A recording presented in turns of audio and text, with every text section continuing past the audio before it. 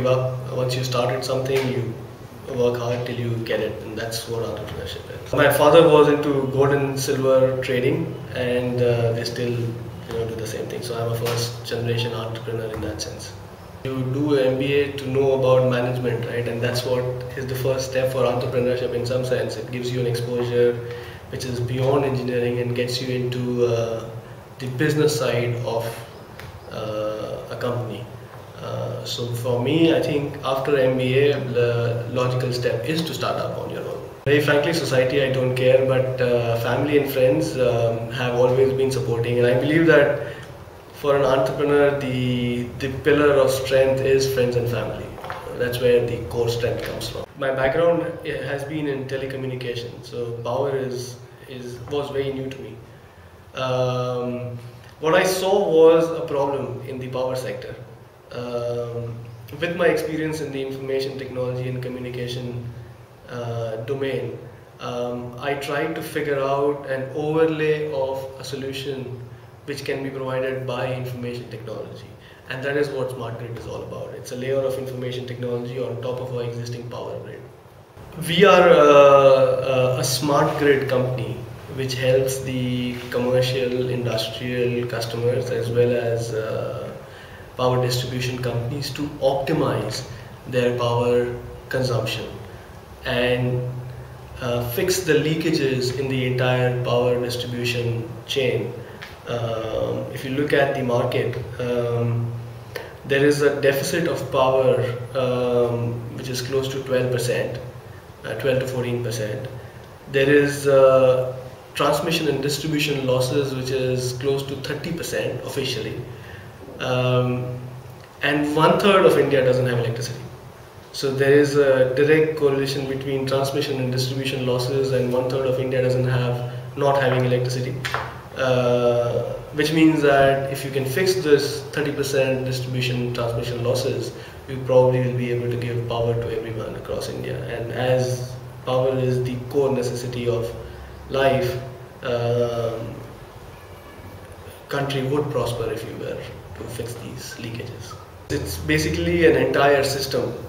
We are meter agnostic, but what we've developed is a cloud-based platform which helps the customer to view what is their consumption, where the consumption is, sitting anywhere. So I could be in London looking at what is happening in my factory in Ahmedabad or Bombay or Delhi. The obstacles that we faced, but I would say the major obstacle that we faced is to raise funds. Being a first generation entrepreneur, I come from a very middle class background, so I had some savings which I put in the business. Ours is a product company. In a product company, when you develop the product, it needs a lot of capital to be infused to be able to scale up. And in India, I think that is the area which is a vacuum, where unlike Silicon Valley, people would fund your concept. People don't fund concepts over here. People fund businesses. I think that is the major obstacle that I faced.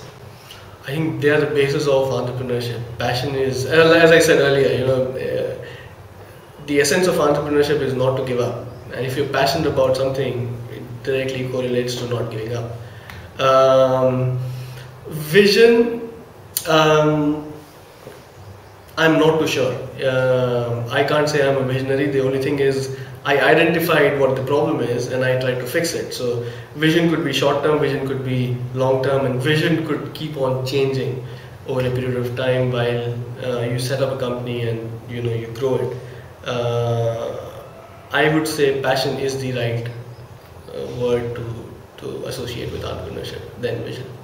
It took us almost a year to set up the entire infrastructure, build the software, build the hardware, and we focused on just product development for a year. We did not go out and make any sale because we thought that once the product is made, it would be easier to sell, which proved right. And because the product was good, people accepted it. But I think I would add another area where an entrepreneur needs to be very good at is people management. Uh, I think it's a matter of bringing yourself to a level higher or lower, whatever may it be, to be able to communicate with people. And if you're able to communicate, you get a feedback which is automatic. And that's how you benchmark your organization. So as I said, family is one core. Family and friends are one core pillar of any business. The second is the belief that whatever you're doing is worthwhile doing. And once you lose the passion, which is passion essentially, once you lose the passion, it's all gone. So what keeps me driving is the thought that tomorrow might be a better day, and it generally is. Well, I think that's also another driving point. If somebody tries to criticize, I think I go back and decide that I have to beat them wrong.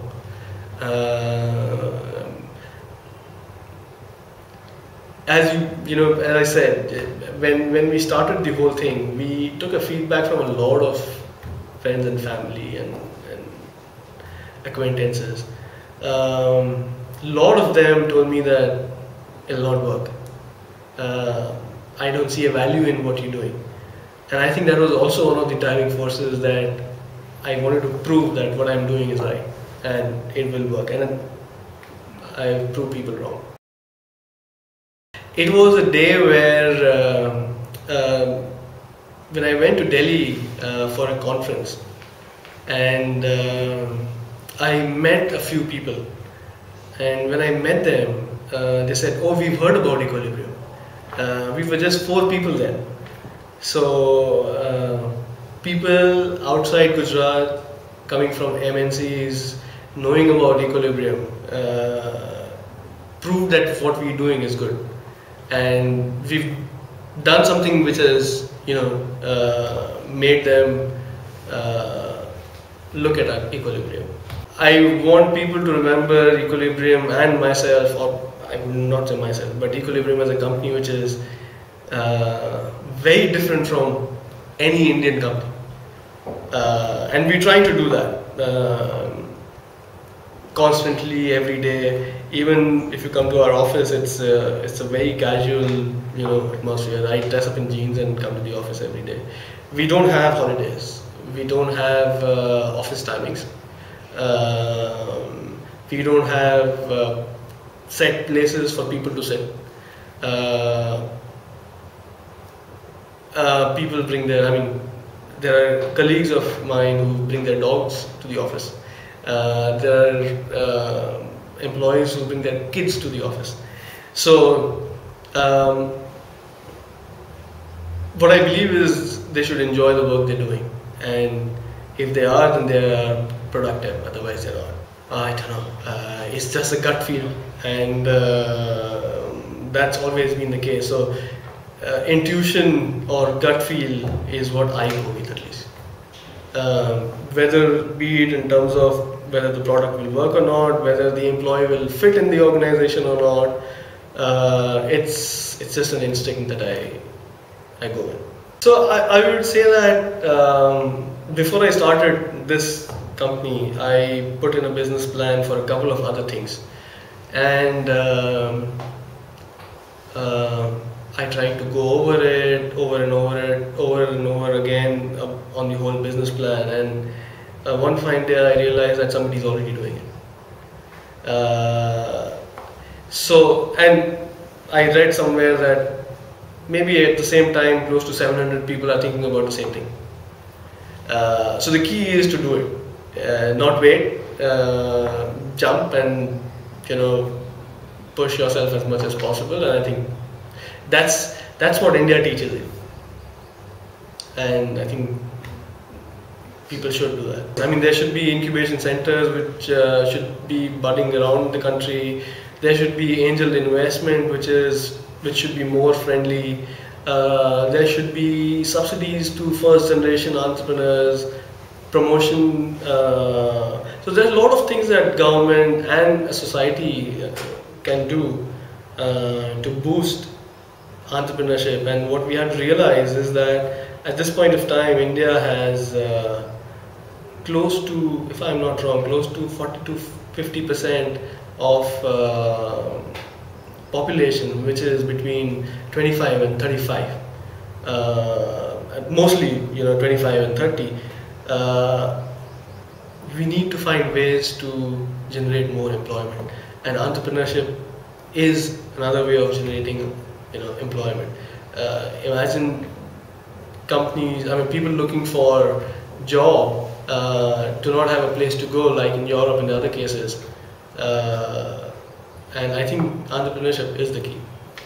Don't think too much. If you think what you're doing is right, and what you're doing makes you happy, and you're passionate about it, you should just go ahead and do it, not wait.